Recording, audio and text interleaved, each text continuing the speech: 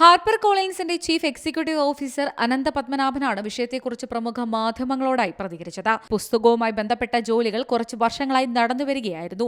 സോണിയാഗാന്ധി ഇതേക്കുറിച്ച് പ്രതികരണം നൽകിയിട്ടില്ല. ഇന്ത്യയിലെ പെൻഗ്വിൻ റാൻഡം ഹൌസാണ് സോണിയാഗാന്ധിയുടെ ആത്മകഥ പ്രസിദ്ധീകരിക്കുക. കൂടുതൽ വിവരങ്ങൾ പ്രഖ്യാപനത്തിന് ശേഷം അറിയിക്കുമെന്നാണ് വിവരം. നെഹ്റു കുടുംബത്തിൽ നിന്നുള്ള ആദ്യത്തെ സമഗ്ര ആത്മകഥയായിരിക്കും ഇത്.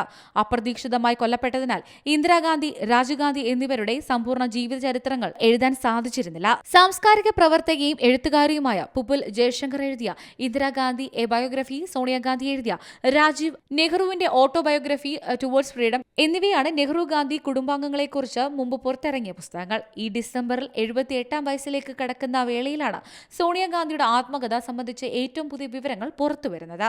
News desk C Malayalam news. പുതിയ വാർത്തകളും വിശേഷങ്ങളും ഇനി വിരൽ തുമ്പിൽ. എല്ലാ ഡിജിറ്റൽ പ്ലാറ്റ്ഫോമുകളിലും ഇപ്പോൾ സി മലയാളം ന്യൂസ് ലഭ്യം.